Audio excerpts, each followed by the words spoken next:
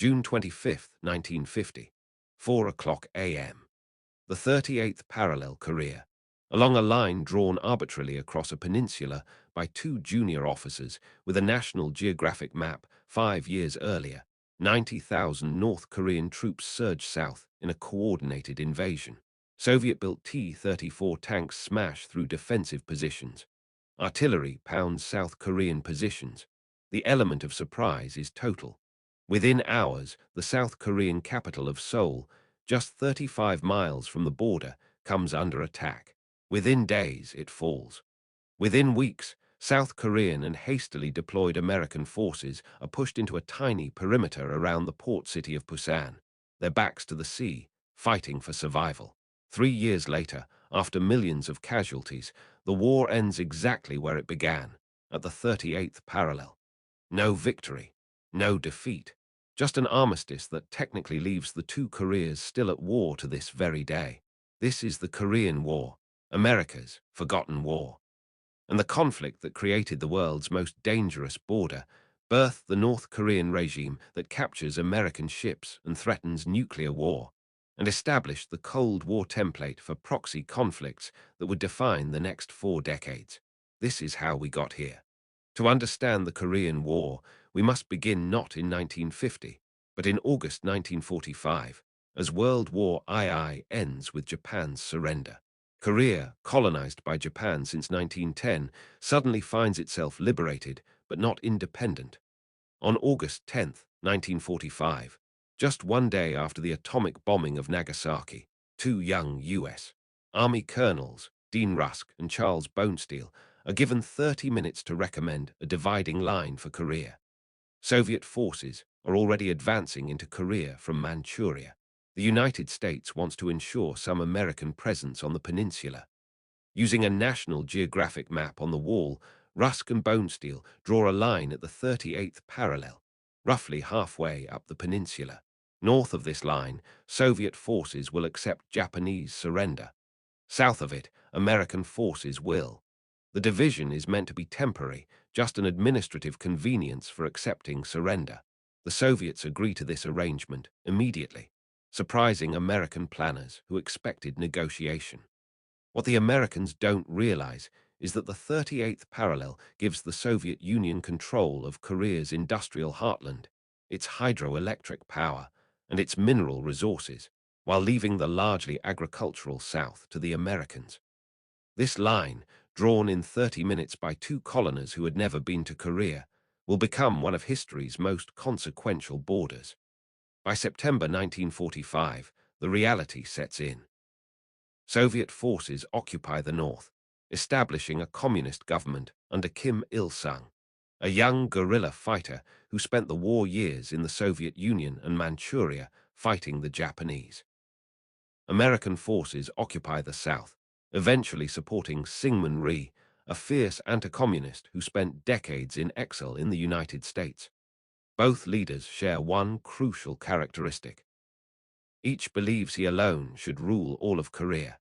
Both are autocrats who tolerate no dissent. Both claim legitimacy as the sole government of Korea, and both are willing to use force to unify the peninsula under their rule. The stage is set for war. The years between 1945 and 1950 see Korea transform from a unified colony into two hostile nations, glaring at each other across an increasingly militarized border. In the north, Kim Il-sung consolidates power with Soviet backing. The Soviets provide weapons, training, and advisors.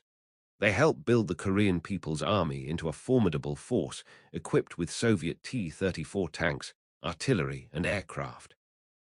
By 1950, North Korea possesses a modern, well-trained army of nearly 200,000 men veterans of fighting against the Japanese, and in some cases, combat experience with Chinese communist forces.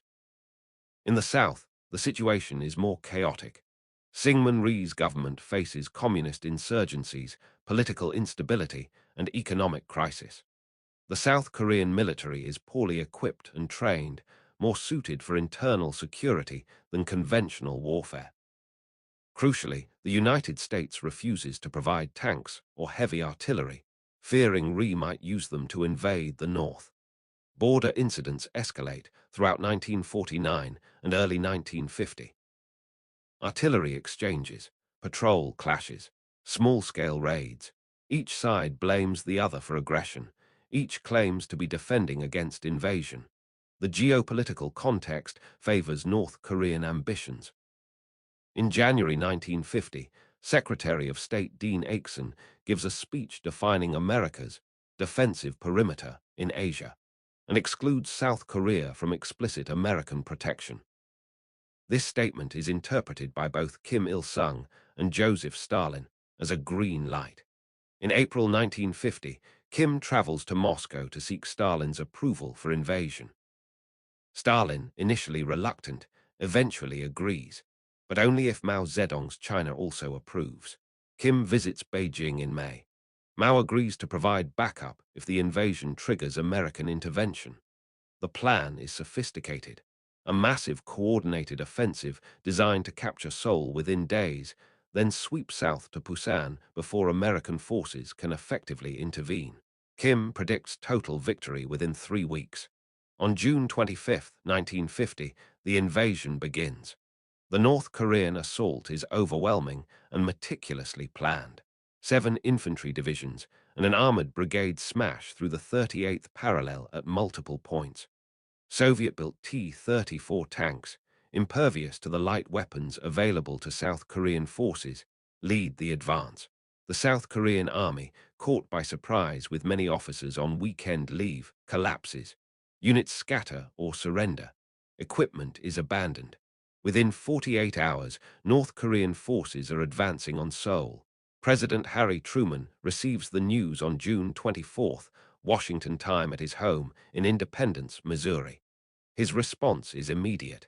This aggression cannot stand. He authorizes air and naval support for South Korea and orders General Douglas MacArthur, commanding U.S. forces in Japan, to provide all possible assistance. On June 27th, Seoul falls. South Korean President Syngman Rhee flees south. The government evacuates in chaos, even blowing up bridges over the Han River, while thousands of civilians and retreating soldiers remain on the north side.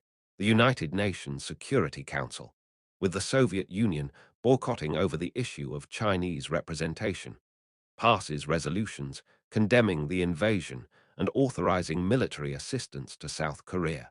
For the only time during the Cold War, the UN will fight a war. American ground forces deploy from Japan on July 1st. Task Force Smith, 406 soldiers from the 24th Infantry Division, takes up defensive positions near Osan, south of Seoul. They represent the first American ground combat forces committed to Korea. On July 5th, Task Force Smith engages advancing North Korean forces. The result is disaster. American bazookas and artillery bounce harmlessly off T-34 tanks. The North Koreans simply drive around defensive positions, cut off supply lines, and continue their advance. Task Force Smith is overrun within hours, suffering 20% casualties and retreating in disorder. This pattern repeats throughout July and early August. American and South Korean forces retreat south, fighting desperate delaying actions, buying time for reinforcements to arrive. Every town and river becomes a temporary defensive line, held for days or hours before the next retreat. By early August 1950, the defensive perimeter has shrunk to the Busan perimeter, a rectangular area in Korea's southeast corner, roughly 100 miles north-south by 50 miles east-west. This is it. The backs of UN forces are to the sea. There is nowhere left to retreat. Lieutenant General Walton Walker, commanding the U.S. 8th Army, issues his famous stand or die order. There will be no more retreating. Every position must be held. This perimeter must not break. Through August and into September, the North Korean People's Army throws everything at the Busan perimeter. Waves of infantry assault defensive positions. Artillery pounds UN lines. It becomes a battle of attrition, North Korean determination against American firepower and air superiority. The North Koreans are exhausted, their supply lines stretched to breaking, their casualties mounting. But they smell victory. Just one more push might break through to Busan, capture the port, and end the war. Then, on September 15th, 1950, Douglas MacArthur executes one of history's most audacious amphibious operations and changes everything. MacArthur's plan is brilliant and insane in equal measure. While North Korean forces batter themselves against the Busan perimeter, he will land 70,000 troops at Incheon, the port city serving Seoul, deep in North Korean-controlled territory, 150 miles behind enemy lines. Every naval expert tells him it's impossible. Incheon has some of the world's worst tides, a 30-foot tidal range that leaves the harbor a mudflat at low tide. There are only a few days each month when tides permit landing. The approach channels are narrow and easily defended. Seawalls around the city require special scaling ladders. MacArthur dismisses every objection. The very impossibility of the plan ensures surprise. The North Koreans would never expect an assault at Incheon, which is precisely why it will succeed.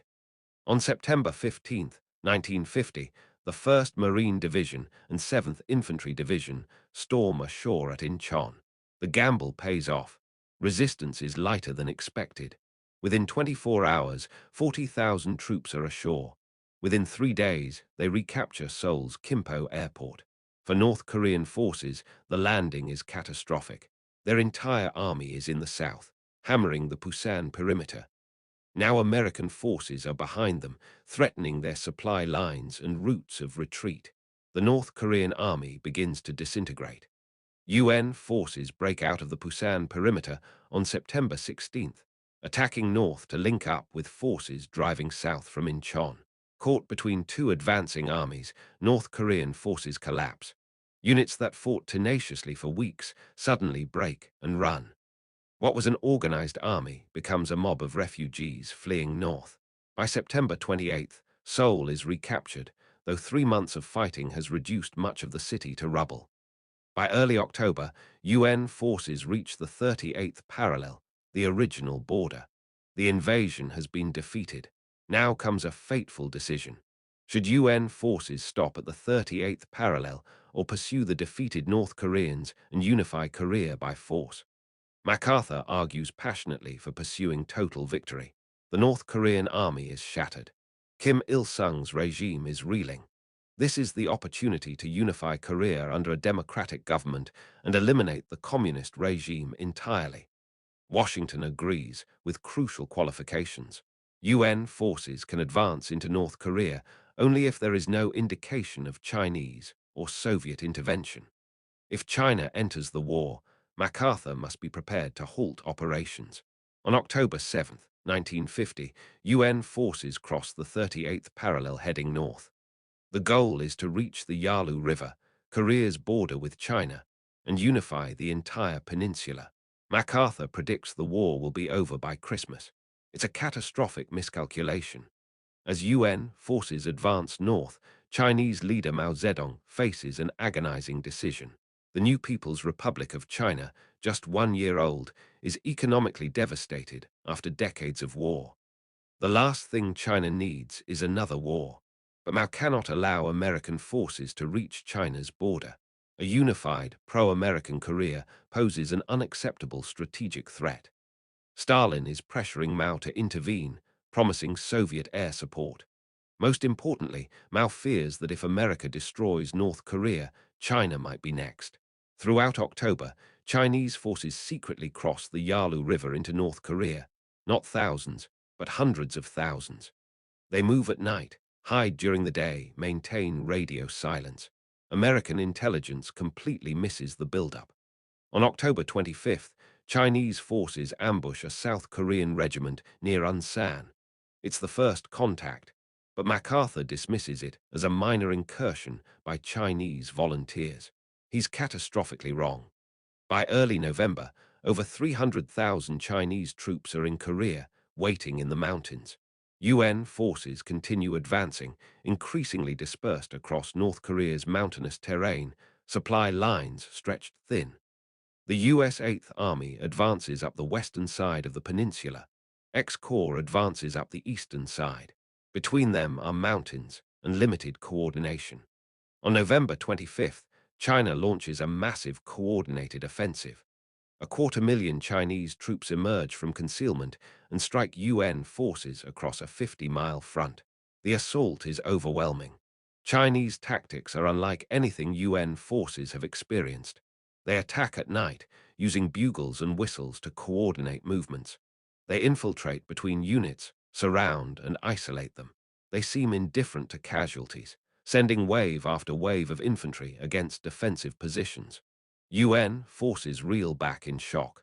The Eighth Army begins what becomes known as the Big Bug Out, a chaotic retreat from North Korea that sometimes approaches panic. Equipment is abandoned. Units become separated. The Chinese pursue relentlessly. On the eastern side of the peninsula, the situation becomes desperate for the 1st Marine Division, surrounded by Chinese forces at the Chosin Reservoir. Temperatures drop to 20 below zero. Weapons freeze. Medical supplies freeze.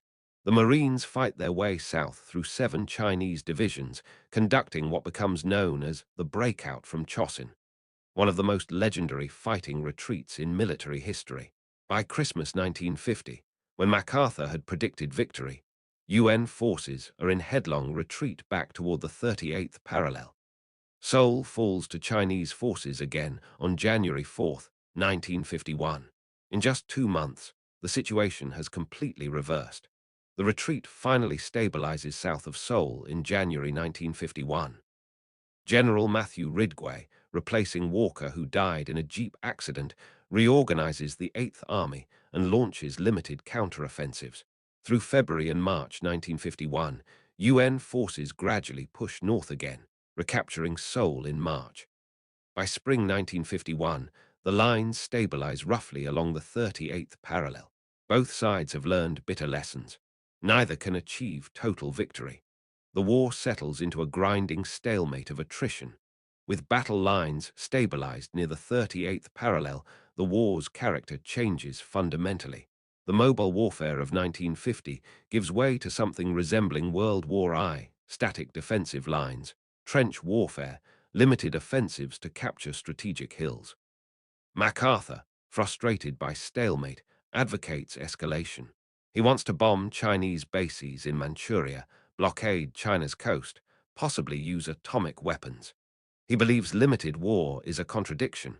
Wars should be fought to total victory. President Truman disagrees fundamentally.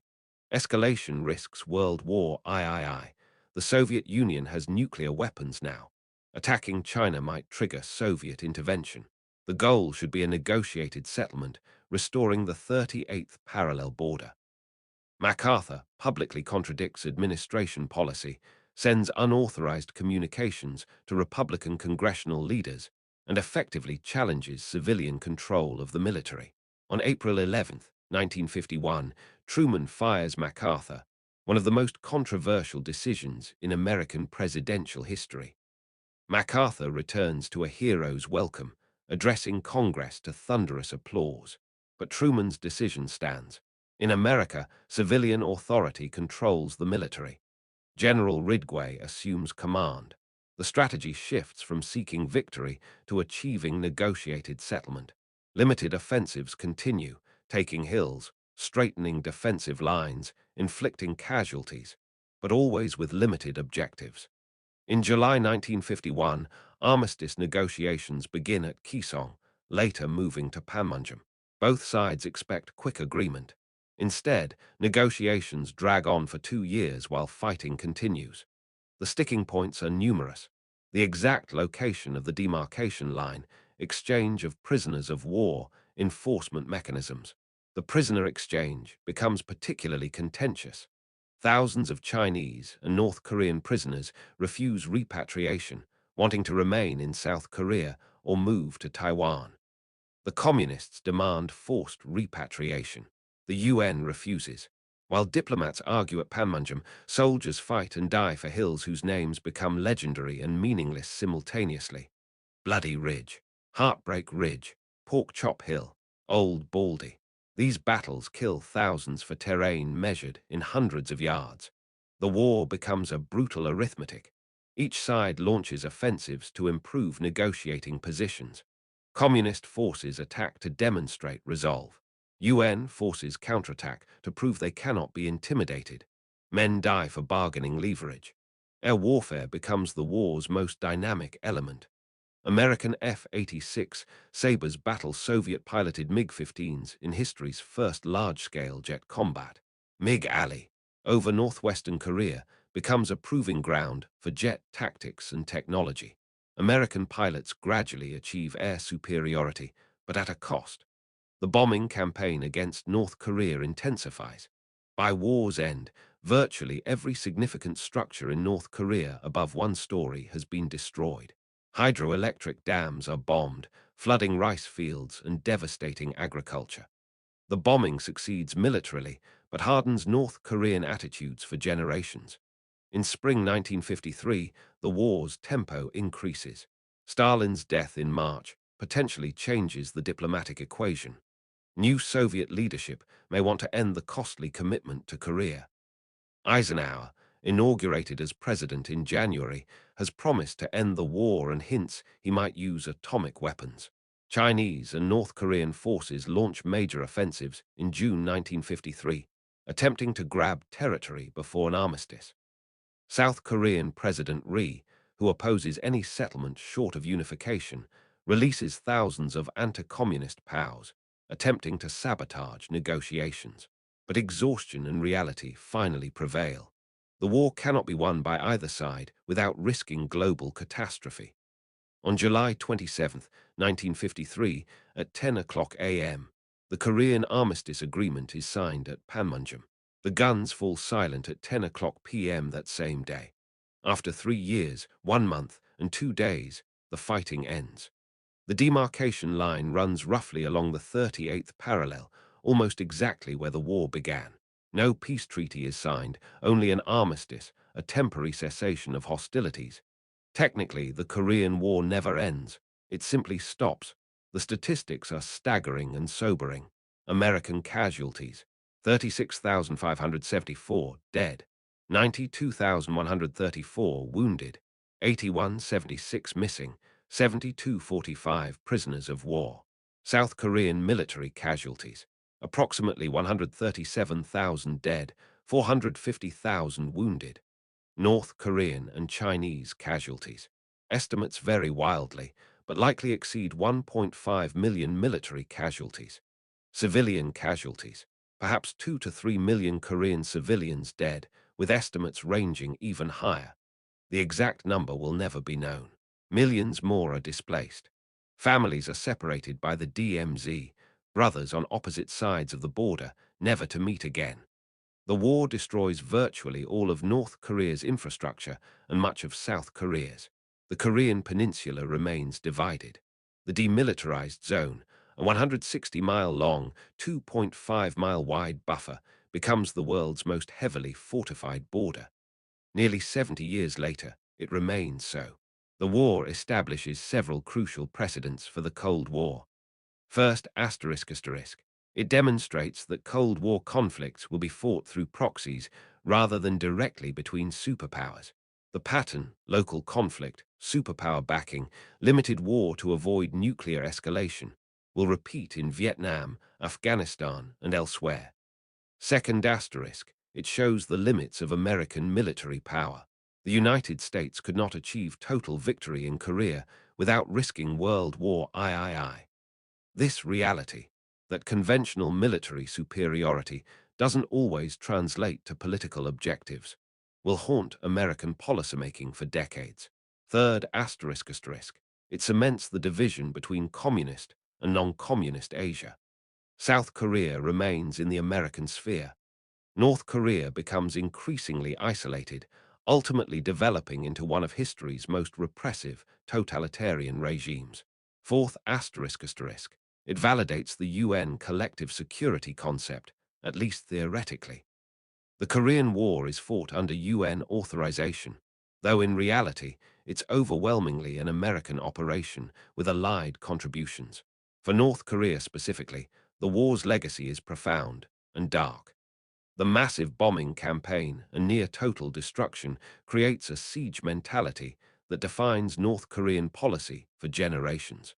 Kim Il-sung's regime uses the war to justify totalitarian control, constant militarization, and aggressive isolation. The Korean War explains why North Korea develops nuclear weapons, why it captured the USS Pueblo in 1968, why it builds one of the world's largest militaries despite poverty, why it remains hostile to the United States 7 decades later. The war is North Korea's foundational narrative, a story of brave resistance against American aggression, of near destruction and survival, of permanent threat requiring permanent vigilance. For South Korea, the war creates different legacies. Syngman Rhee's authoritarian government uses the threat from the north to justify repression. But over decades, South Korea gradually democratizes while economically flourishing, becoming one of history's most successful development stories. The contrast between North and South Korea today, one a nuclear-armed totalitarian poverty state, the other a prosperous democracy, has roots in the Korean War and its aftermath. Today, more than 70 years after the armistice, the Korean War's legacy remains vividly present. The DMZ remains one of Earth's most dangerous places. North Korea maintains over 1 million troops. South Korea has 600,000 active military personnel plus 2.9 million reserves. The United States stations 28,500 troops in South Korea, committed to its defense. Periodic crises flare. North Korea sinks a South Korean corvette in 2010. Artillery barrages strike South Korean islands. Nuclear tests and missile launches violate UN resolutions. The threat of renewed war never completely disappears. The human cost continues. Millions of Koreans remain separated from family members across the DMZ. Occasional reunions allow elderly separated relatives to meet, often for the first time in 7 decades, knowing they'll likely never meet again. For America, the Korean War remains the forgotten war, overshadowed by World War II before it and Vietnam after. Many Americans don't know the war never officially ended, that American troops remain in South Korea, that the armistice could theoretically collapse at any moment. Yet the war's consequences shape our world. It established the Cold War pattern of limited proxy conflicts. It created the North Korean regime that threatens nuclear war today. It demonstrated both the possibilities and limits of UN collective security. It showed that conventional military superiority doesn't guarantee political victory. Most importantly, it left a nation divided, families separated, and a dangerous, unpredictable regime in Pyongyang that remains technically at war with the United States and South Korea. The Korean War is often called the Forgotten War, but its legacy is impossible to forget for those who live with its consequences every day. The USS Pueblo sits in Pyongyang as a trophy from this unfinished conflict. The DMZ remains one of the world's most dangerous borders. The threat of renewed war never disappears. This is how we got here, from a line drawn hastily on a map in 1945, through 3 years of devastating war, to an armistice that leaves the conflict frozen but unresolved. The Korean War didn't end in 1953. It merely stopped. And until a peace treaty replaces the armistice, until Korea is reunified or both nations accept permanent division, until the threat of renewed conflict disappears, the war continues, suspended, unfinished, dangerous. This is the Korean War explained. This is how we got here.